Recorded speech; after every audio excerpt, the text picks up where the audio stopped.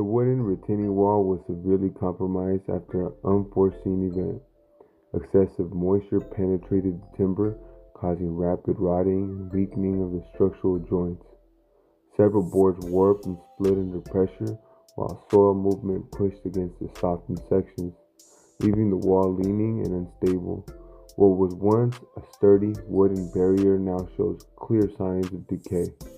Discolored blanks, crumbling edges, and loss of load-bearing strength.